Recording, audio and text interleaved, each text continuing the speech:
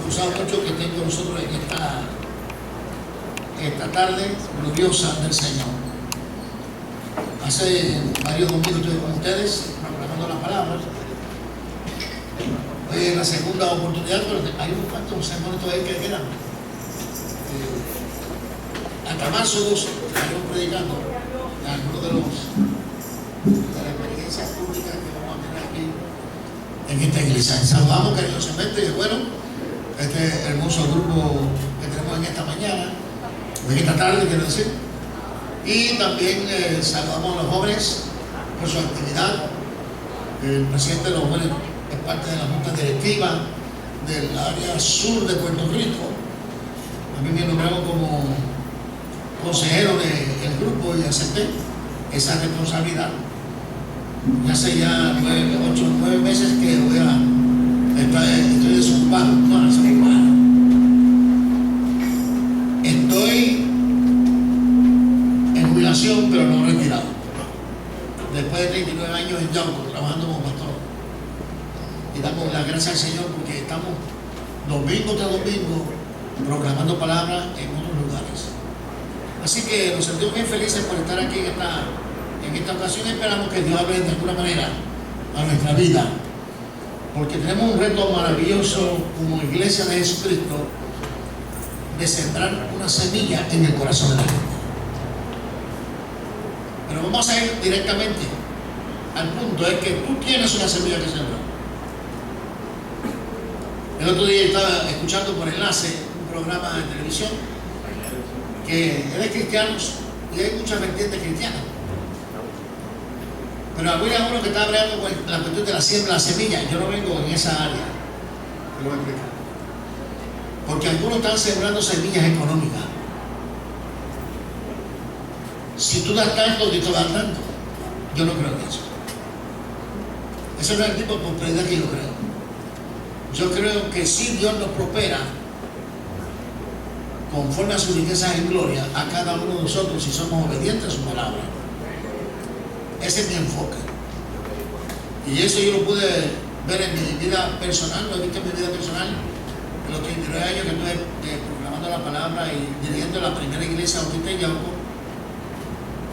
Cuando estaba en una esquina del pueblo y cómo Dios siguió proveyendo para la iglesia, y tenemos una academia, que bueno que aquí también hay su academia, 55 niños, pero yo creo que debemos de entender la iglesia que es un ministerio evangelístico increíble y hay que amar la academia.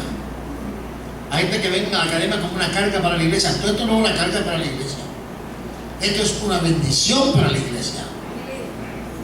Invitamos a todo el mundo que se una en la oración para que en vez de haber 55 haya 110, 120, lo que sea. Porque Dios es que bendice y nos cuida y nos sostiene de manera muy particular. Tú tienes una semilla que sembrar, el tema de la reflexión que vamos a hacer en esta tarde. Búsquese el capítulo 17 de Primera de Reyes, los versículos del 1 al 16. Van a abrir su Biblia y mantienen eso porque vamos a poner un pasaje de ahí para reflexión sobre esta experiencia. Capítulo 17 del 1 al 16 del libro de Primera de Reyes.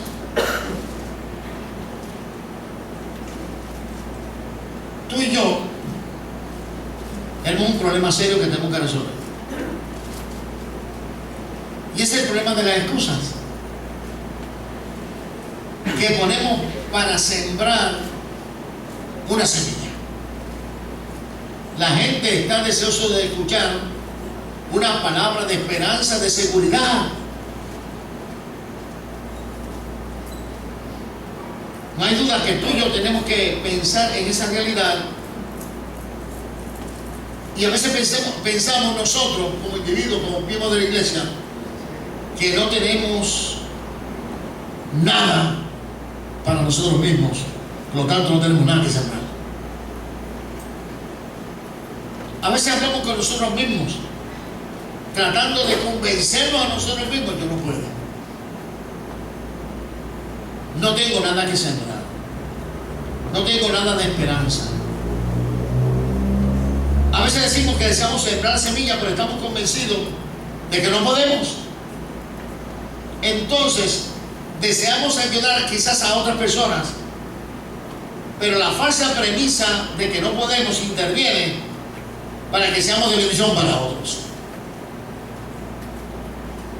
Y es que no hemos podido entender e internalizar que semilla que no se siembra, necesidad que no se satisface.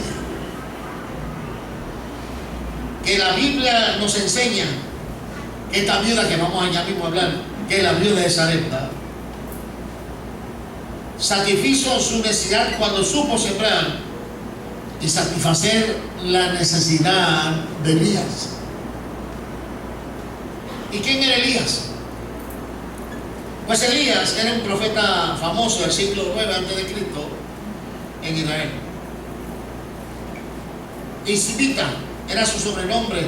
Se cree que nació en Tisbe, en las montañas de Galaad, sitio identificado tradicionalmente como un lugar al norte del río Jacob, lo llamado Cerca. Se desconoce su origen, su descendencia, pero el ministerio profético lo relata el 1 de Reyes 17 al 19. Es decir, su actividad pública comienza el momento histórico cuando enfrenta a Acab, el rey de Israel, para anunciarle 3 años de sequía.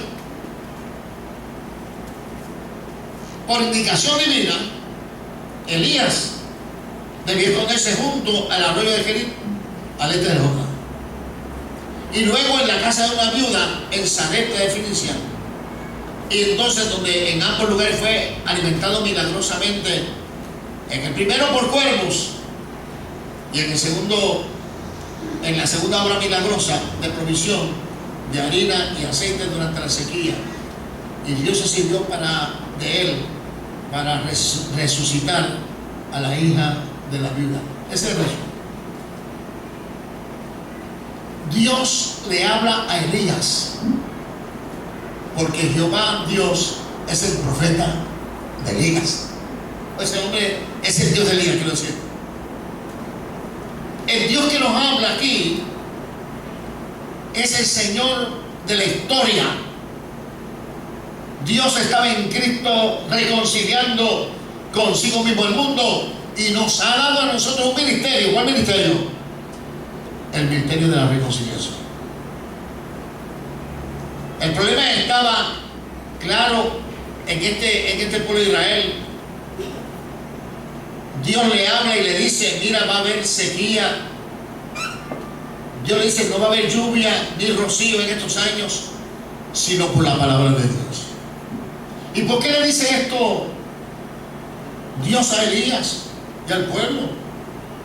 Porque ellos adoraban a Baal. Y Baal era un dios pagano que supuestamente controlaba la naturaleza. Yo soy el que soy, el creador del cielo y de la tierra. Yo soy el que controla la naturaleza. En medio de los volcanes que tú tienes en tu vida, en medio de las circunstancias que te pueden rodear, el Dios Baal no te va a resolver tu problema. Las aguas verdes y amarillas no te lo van a resolver. El tirarte de espalda 10 veces en la playa, eso no te lo va a resolver.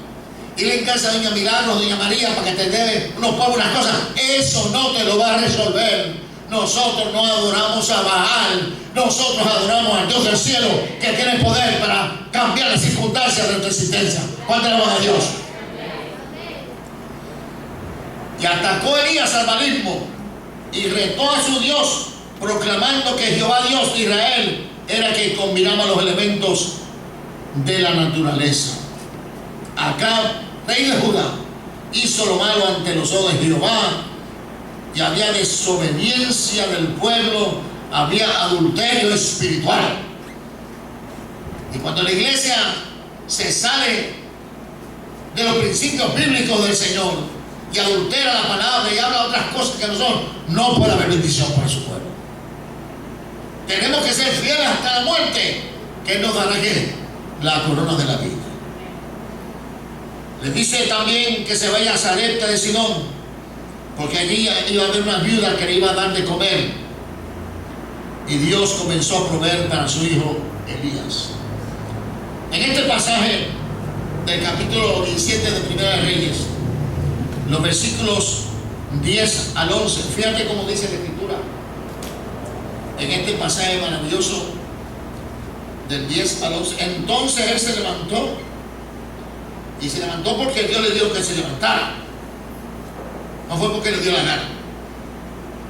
Porque Dios le habló y le dice en el 9: levántate, vete a Sarepta de Sidón y mora allí. Y aquí yo he dado orden allí a una mujer viuda que te sustente. Una mujer viuda.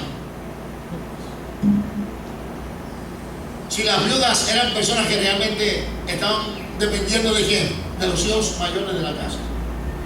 Posiblemente ella no era judía, ella creía en los males también.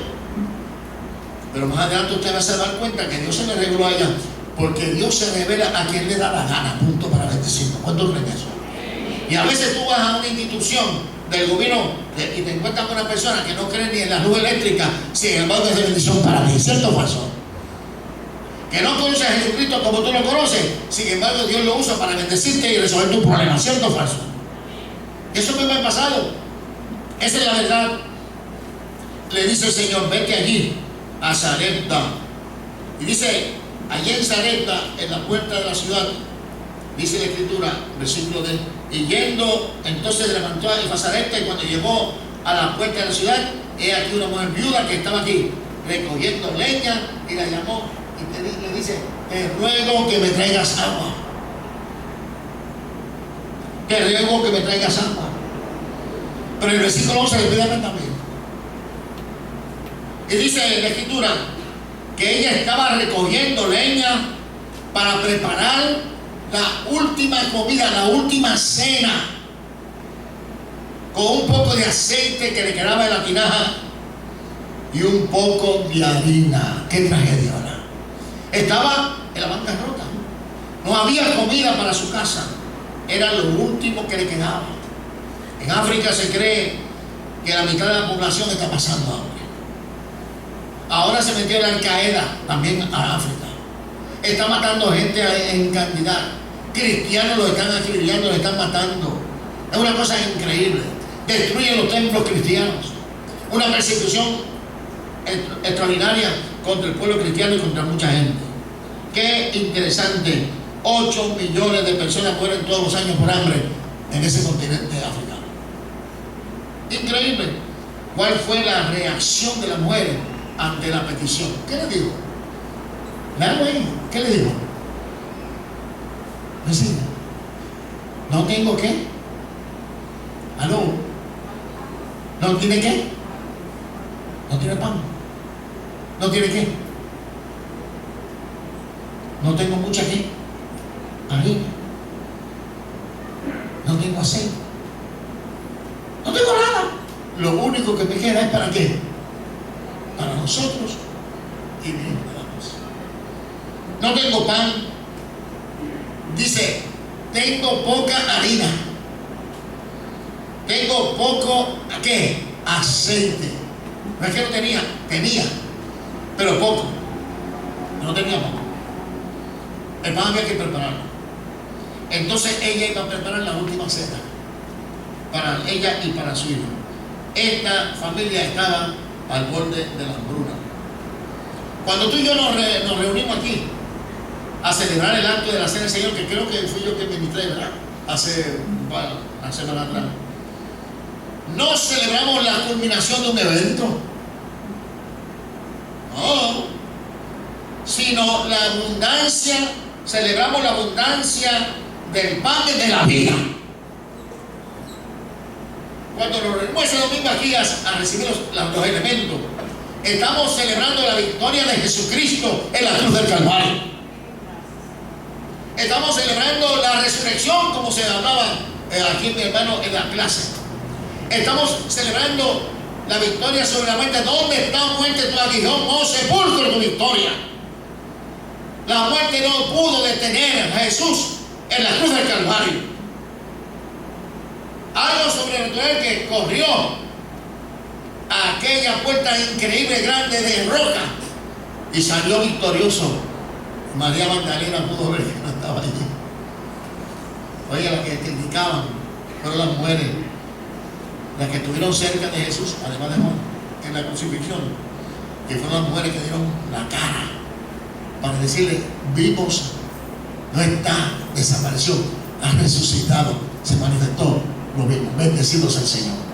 Qué gloriosa experiencia de mujeres que eran dedicadas a Dios y creyeron que Dios tenía poder. ¿Para qué? Para bendecirles y hablar de manera muy particular. Hay iglesias bautistas de otra denominación nuestra, no nuestra, sino bautistas de otras cultura cristiana también, pero que no creen en el ministerio de la mujer. ¿Dónde fue que surgió la iglesia? En la casa de la mujer. Le hace el libro de los Hechos. Las mujeres son bien importantes dentro de la iglesia. Las mujeres que están aquí, ustedes son fundamentales aquí, ustedes son las que mueven esta máquina. Ustedes son las que van a mover esta máquina porque Dios quiere que aquí haya una iglesia poderosa en el nombre de Jesucristo. Porque Dios quiere que esta iglesia se abarrote todo. Cuando llegue el pastor de sus vacaciones que tuvo que coger, pues va a venir aquí para encontrar una iglesia sólida y seguir hacia adelante, porque grandes cosas pasarán aquí dentro de la iglesia del Señor. Amén. Eso es lo que yo creo. Cuando celebramos ese acto glorioso de la cena, estamos celebrando la abundancia del pan de la vida. Yo soy el pan de la vida. Celebramos que ese pan de la vida no quedó allí en la tumba, sino que resucitó y no se quedó caminando por el pueblo tampoco. Y se apareció 40 días a más de 500 personas, dice Pablo. Y a mí se me apareció como un abortivo. Pero ascendido, está sentado a la diestra del Padre. Y aún así no dice: pero yo enviaré al Paracleto y al Consolador para que esté con vosotros para siempre. Estamos en el tiempo del poder de Dios dentro de la iglesia. Bendecido sea el Señor. El Padre, el Hijo y el Espíritu Santo son una sola cosa. El Dios manifestado con poder en la iglesia del Señor, para que hagamos las cosas que nadie puede hacer. Que los enfermos se sanen, que los demonios sean reprendidos, que la gloria de Dios se manifieste en medio de la iglesia. Y los jóvenes son importantes en esta iglesia para que pasen por esa experiencia de poder en su vida y van a ver la gloria de Dios, que no es otra cosa que la misma presencia de Dios en su vida manifestándose de manera extraordinaria. Esta mujer fue ministrada por Elías en medio de su crisis. Tenemos que permitir que Dios nos ministre a nosotros en medio de la crisis, porque a veces creemos que nosotros podemos solos resolver el problema. A veces nosotros creemos que tenemos la solución al problema y metemos la pata cada vez que hablamos. O hacemos acciones incorrectas y no consultamos con Dios. Tenemos que aprender a meternos con Dios en la oración profunda. Me felicito por esa actividad de los caballeros hasta el otro día, fantástico. Es para meternos con Dios, para que Dios se revele en nuestra vida y nos hable qué es lo que quiere para nosotros y podamos realizar la obra y el ministerio de la reconciliación. Porque en última instancia, cuando buscamos de Dios, Dios lo que quiere es prepararnos para trabajar. Porque nosotros los bautistas creemos en el sacerdocio universal del creyente. Tú eres sacerdote de la palabra, yo soy sacerdote de la palabra, yo soy ministro de la palabra, tú eres pastora de la palabra. Tenemos que tirarnos a proclamar la palabra. Y la iglesia crecerá en la medida en que nosotros invitamos a gente aquí y oigan la palabra y se conviertan. Porque ¿cómo escucharán la palabra si no hay quien les predique? ¿Cómo se convertirán si nadie los invita? La iglesia preparándose para llevar el pan de la vida. Pero había un problema en esta mujer en medio de su crisis. Se llama temor. Fíjate que en el versículo 13 al 14 le dice Elías, el versículo 13, ella cuando dice que estaba recogiendo un poco las cosas para entrar y prepararlo para mí mismo, para que lo comamos y nos dejemos morir. Fíjate la actitud de esta mujer. Ella estaba recogiendo leña y qué sé cuándo para preparar la última cena y nos dejemos ¿qué? Morir. Porque hay gente que lo que quieren es desaparecer ante la crisis de la vida. Y ahí viene la depresión, y ahí viene la tristeza, y ahí viene el dolor, y se tiran las sábanas por encima, y se meten en la casa y no quieren salir. están negando la realidad por la cual están pasando. Pero la Biblia no me dice eso.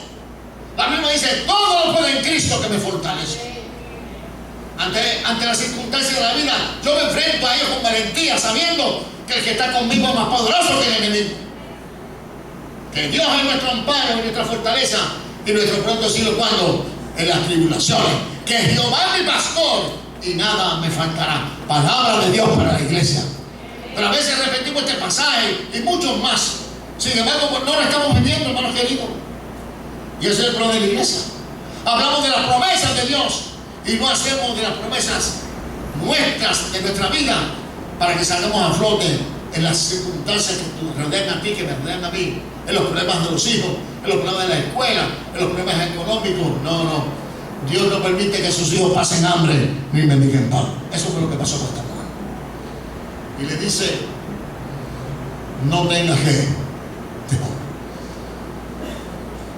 Oiga, es una emoción que tú y yo tenemos. Dios nos hizo así. Y nos hizo para protegernos. Sencillamente para tener miedo. Para protegernos, esa emoción está ahí. Si usted anda con una persona que va a 70 millas por un expreso, si te sube con acá arriba y se mete, ¿qué le pasa a esta persona? ¿Entra qué? En temor. Porque puede haber un accidente. Eso que tiene la pata caliente, ¿verdad? Como que le pesa el pie. Y algunos de nosotros somos así también. Pero tenemos que tener cuidado. Tenemos que conservar la vida. ¿Cuántos accidentes están teniendo muchachos con los Ford Track?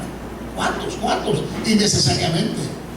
¿Cuántos? Pues se creen que son los campeones y que ellos pueden hacer todo lo que da la gana y que no hay. O que ellos creen que no somos memorias, son Superman.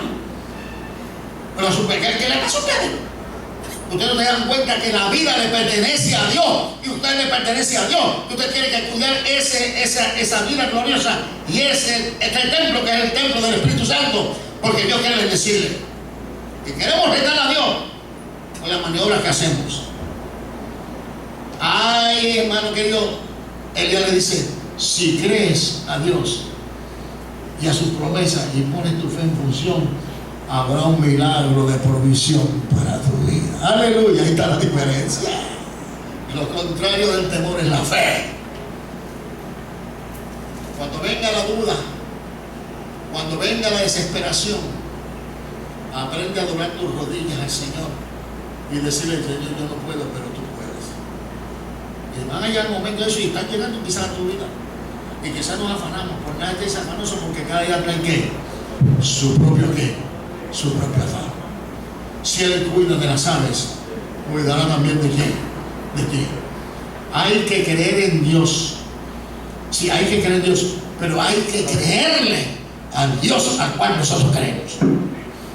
Y cuando usted pasa revista por la Escritura, usted se va a dar cuenta que grandes maravillas hay para la iglesia de Jesucristo, para los que creen en su nombre. Le dio potestad de ser hechos hijos de Dios. No somos cualquier cosa. Mas vosotros sois el pueblo santo, escogido por Dios, real sacerdocio, nación santa, pueblo adquirido por Dios. ¿Para qué? Para que anuncien las virtudes de aquel que nos sacó de las tinieblas a su luz admirable. Primera de Pedro 2:9. Eso es lo que dice la Escritura. Y Elías le dice: hay que creerle a Dios. Hay que creer en Dios, pero hay que creerle a Dios. No es fácil cambiar de parecer. Ella estaba bregando con los recursos que tenía. No es fácil. Lo que le pide Elías es algo que ella no puede entender, hermano. ¿Sabe lo que está pidiendo Elías? Que ella creyera en lo sobrenatural. Que ella creyera en lo sobrenatural. Si a veces no creemos ni en la luz eléctrica, que es lo natural. ¿Usted me entiende? A veces no creemos en las cosas que están pasando por ahí, ¿no? Pero hay que creerle al Dios que hace las cosas a su manera y hace cosas sobrenaturales que tú y yo no podemos entender. Esas son acciones que están por encima de la naturaleza. Alabado sea Jesús. Y cuando yo me meto en oración, y usted se mete en oración, y usted plantea una situación al Señor, yo te digo al Señor: Señor, yo creo que tú puedes solucionar el problema. Mire, le voy a contar. Estábamos en la construcción del templo En aquel momento ese templo ya de más de 25 años construido, costaba $550,000 completo.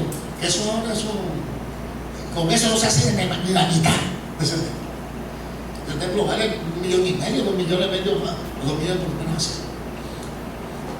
Faltaban $150,000 para poder cumplir los compromisos y decirle al contratista, bueno, ya los chavos están completos, sigue por ahí para abajo hasta que termine.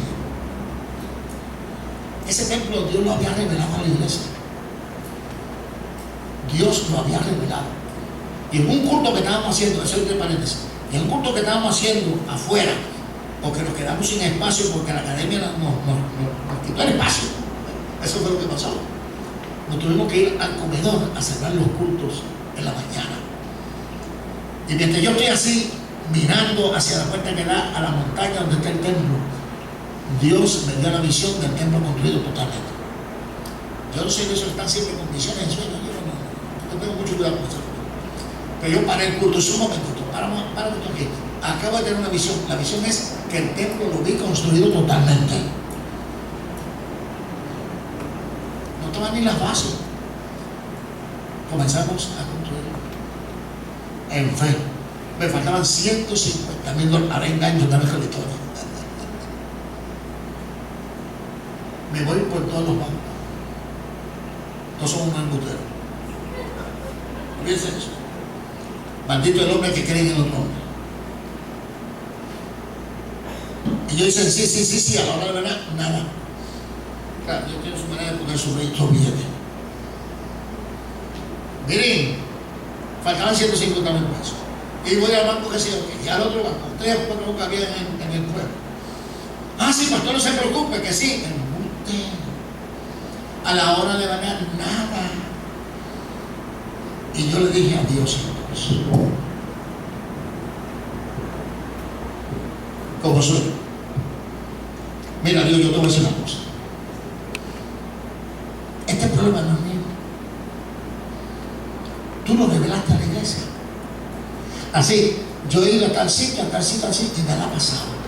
Me faltan $150,000 para resolver el problema de la construcción. Así que tú lo vas a resolver y yo no me voy a mover de lo que avanza. Fui al Banco Popular, aquí a misma semana. Me encuentro con el gerente que se llamaba Yuti, que estaba de vacaciones. Me dice, oh pastor,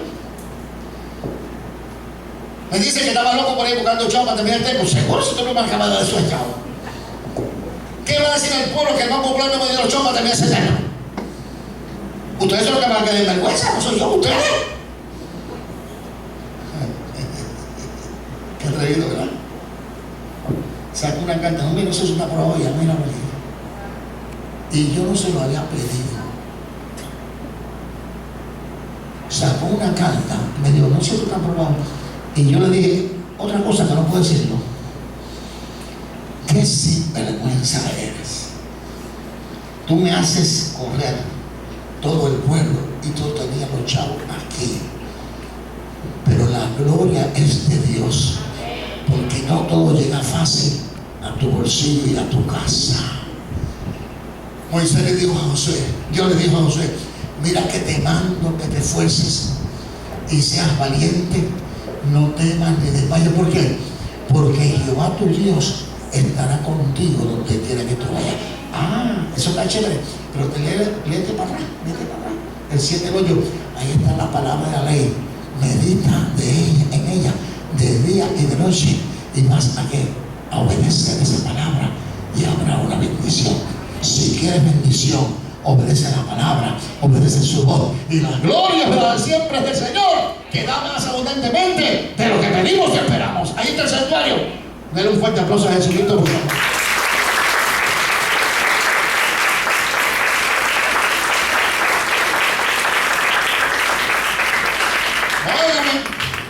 A nosotros nos pasa lo mismo, porque nuestra fe está fundamental en la vista, no es por vista. Por fe andamos, punto, se acabó. No por vista. Y Elías quiso restaurar la fe de aquella mujer. Ella quería los Baales posiblemente. Eso era lo que había. Y entonces por eso es que aquella mujer no podía entender, no podía poner su fe en lo poco que tenían en sus manos. No podía entender eso. No podemos poner nuestra fe en lo poco que tenemos en la mano. Se lo voy a repetir. No podemos poner la fe solamente en lo poco que tenemos en la mano. Vamos a poner la fe en el Dios que puede hacer con lo poco que tenemos en las manos muchas cosas para su honra y para su gloria.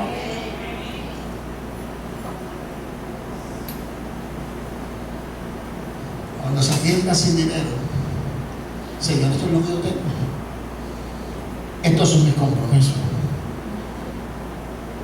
Estas son mis ofrendas. No le robe a Dios. No le robe a Dios. ¿Usted quiere bendición? Tiene su ofrenda al Señor. Su ofrenda al Señor. Se lo digo por experiencia. Dile al Señor, Señor, esto es lo que me queda para las demás cosas. Pero yo confío que tú me vas a proveer. Y yo le pregunto a usted como cristiano, ¿no te ha pasado eso? ¿No te ha pasado eso? Que con lo poco Dios se ha glorificado en tu vida. Y tú sigues tirando y dices, aquí algo está variando, aquí no sé qué está pasando. Porque saco y siempre queda algo. O viene alguien y te da algo a ti, o yo no sé, o te bendice de alguna manera. Eso ha sido la experiencia de mi vida. Con 5 muchachos y una mujer que lleva 52 años de casado. Imagínese usted. Eso no fue fácil. Y Dios bendiciéndolo de todas maneras. 5 ministros en mi casa los días laborales. Y cuando nos reímos los 5, son 5 líos de pastores increíbles. Cada cual tiene su posición. Y bautistas, olvídense de eso. Por fe andamos, no por vista. Elías quiso restaurar la fe de aquella mujer. Es por eso que Elías la motiva en el versículo 13 a preparar una pequeña torta para él y luego para ella, su hijo. Le da esa instrucción. ¿Recuerdan los jóvenes ricos? Que deben despojarte de lo que tienen ser los pobres. Los mandamientos, sí, todo chévere. A veces sabemos la Biblia de tapa a tapa, pero no la practicamos. Pues dáselo a los pobres. Es que Jesús quería que él se quedara pelado. No, yo no creo eso. Que probó la fe de ese muchacho. Le dio un abajo físico por ir para abajo y se desapareció. Que se fastidien los pobres. ¿Se acuerda usted de otro pasaje importante de la multiplicación de los panes y los peces? El capítulo 14 de Mateo. ¿Cómo el Señor? ¿Cuántos panes hay? ¿Sí? 5 panes y 2 peces. También con la proporción, pero había que alimentar 5.000 personas y no había chavo. Y no había alimento. ¿Qué hizo Jesús? ¿Qué hizo Jesús? Eso sí me acuerdo. Jesús oró por los panes y los peces. Dio para toda aquella gente y recogieron un montón de canastas por el trabajo. Con lo poco que había en las manos de ellos, se las pusieron en las manos de Jesús y hubo un milagro de transformación y de bendición para el pueblo de Dios. Cuando ponemos lo poco que tenemos de la iglesia para el servicio del Señor, Dios bendice a la iglesia. Vamos a recordarnos de los pobres, de los necesitados, de los que sufren en esta comunidad. Vamos a acordarnos a aquellos enfermos que están en su casa, que nadie los visita, que no hay, que los hijos los dejaron ahí tirados y sencillamente ni se acuerdan de ellos. Y los pobres viejos están allí. Vamos a acordarnos de esa gente que está en los vegetorios y no se sabe ni la hora que es. Dios está reclamando a la iglesia. Mujer, te atreves a compartir lo poco conmigo. Pero ¿cómo es posible? Había una gran promesa de bendición para esa mujer. Pero Satanás es un mentiroso, un charlatán, un sinvergüenza. Y quiere meterse en nuestra vida para ponernos las dudas, para que la gloria de Dios no se manifieste en nosotros. No tienes, no puedes. Allá marca con su pollo, que resuelva los problemas como yo pueda. Y tú puedes hacerlo y no lo haces, porque tienes que darte lo que tú tienes para servir al Señor. Hermano querido, Aquella mujer reaccionó, oyó la palabra, pero más que oírla, ¿qué hizo? ¿Qué hizo? La obedeció. Ahí está la clave de la bendición. La fe viene por el oír, y el oír ¿por qué? Por la palabra de Dios. Oyó y obedeció la palabra. ¿Cuáles son entonces las reacciones nuestras ante los reclamos de Dios para nuestra vida? No puedo, estoy ocupado, pospongo el compromiso para después que otra persona lo haga. Dios nos llama a sembrar la semilla, para orar, para servir, para dedicarnos al servicio al Señor, para ser instrumentos de oro en sus manos, para ser una iglesia en Mayagüez, una iglesia de influencia irresistible, donde la gloria de Dios se manifieste, donde la gente entre por ahí y el poder de Dios caiga sobre ellos. Si están enfermos se han sanado y los demonios se han reprendido, y la bendición de Dios sea una realidad en medio de cada uno de ustedes y en medio de la iglesia de Jesús. Un poco de harina de aceite hizo posible grandes bendiciones. Aquella última cena se convirtió en muchas cenas. Había abundancia en cantidad. Después apareció la comida. Porque el que siembra escasamente también ¿qué? También ¿qué? Segará escasamente. Y el que siembra generosamente también ¿qué? Segará. Segunda de Corintios 9:6. La viuda sembró generosamente. El resultado fue de bendición para Elías, para ella y su hijo. Esa fue la primera bendición. La segunda bendición fue la resurrección del hijo de la viuda. Se enferma, pero Dios, tú me has traído aquí para que te va. Este muchacho se muere, a ver qué yo voy a hacer. Pues se lo cogió. Lo llevó al aposento alto. Y dice la escritura que hizo, se le tiró encima 3 veces. Y eso a mí me impactó. Yo estoy buscando información de ese pasaje, todavía no lo encuentro, porque pensé en la resurrección 3 veces, 3 días en la tumba. Pero nadie me dice nada. De lo que sabe mucho más que yo, no me dice nada sobre eso. Eso quizás salió de la calzadura que yo tengo, pero ¿de qué cae? Pero me interesó, porque Elías tiró 3 veces sobre el muchacho. Y el muchacho que se levantó de la muerte de manera victoriosa. Segunda bendición. Segunda bendición. La tercera fue que aquella mujer viuda reconoció que Elías no era un engañador, que era un hombre de Dios. Y si usted se fija en este pasaje del capítulo 17, porque el Dios de Israel dice, ve, cuando se acercó a Zarete, a la vida de Zarete, bueno, si tú dices eso y el Dios que tú dices, tú crees que vale la pena, que puede hacerlo, porque no creía en el Dios de Elías.